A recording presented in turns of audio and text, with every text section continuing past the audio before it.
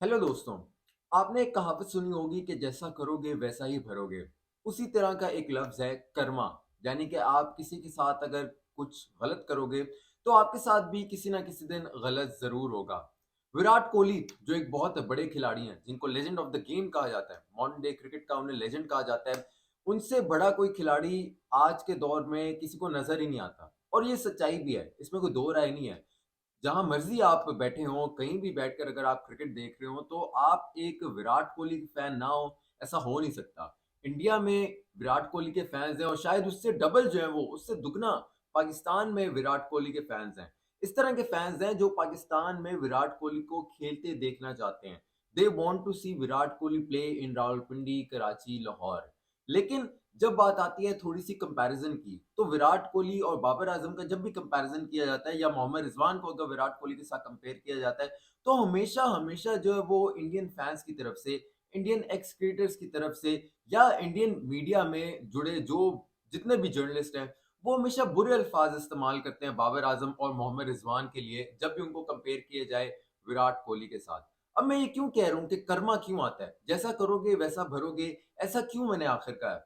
विराट कोहली जो Indian cricket team के साथ हैं और ऑस्ट्रेलिया का एक हिस्टोरिक किस्म का दौरा कर रहे हैं, उस दौरान जो विराट कोहली का सैम कॉन्सटार्ट्स के साथ एक कंट्रोवर्सी हुई है जिसमें वो कंधा मार रहे थे, उसके बाद ऑस्ट्रेलियन मीडिया ने बहुत ही एक जबरदस्त किस्म का रिएक्शन दिया है विराट कोहली को।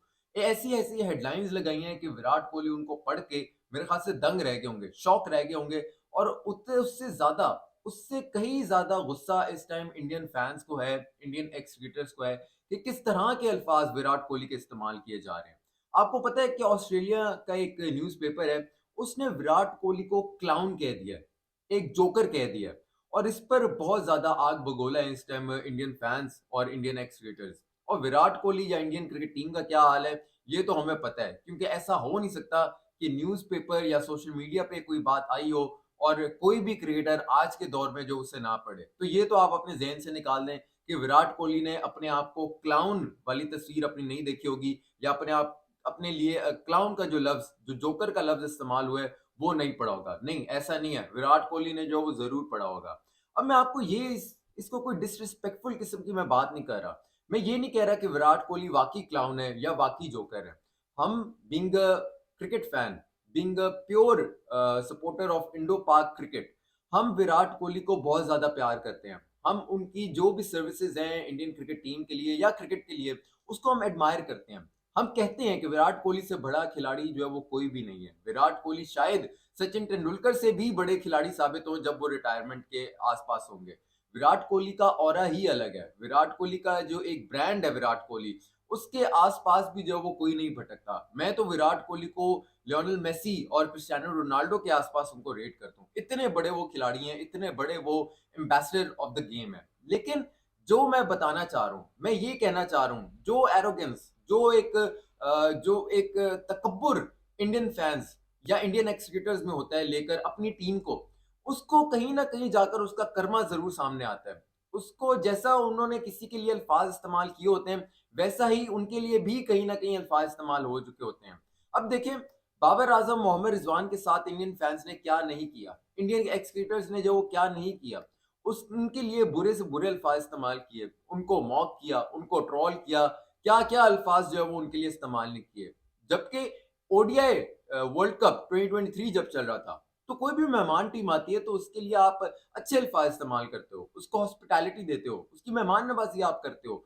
बाबर आजम, मोहम्मद रिजवान, जब ये इंडिया के खिलाफ अहमदाबाद में मैच था, तो हम सबको पता है कि इंडियन फैंस ने कितने बुरे अल्फाज इस्तेमाल किए थे, और ऐसे ऐसे बुरे अल्फाज कि उन्होंने अपने ही रिलीजन को एक टूल के तौर पे इस्तेमाल किया था, मॉक करने के लिए, ट्रॉल करने के लिए मोहम्मद रिजवान और बाबर आजम को। इतना लोएस्ट कोई भी गिर सकता है, ये मैंने कभी एक्सपेक्ट नहीं किया था। मुझे कभी इंडियन फैन से ये उम्मीद नहीं थी कि वो इतना ज्यादा गिरेंगे, इतना ज्यादा एक निचली सतह को हाथ लगाएंगे किसी को भी, किसी का भी मजाक उड़ाने के लिए।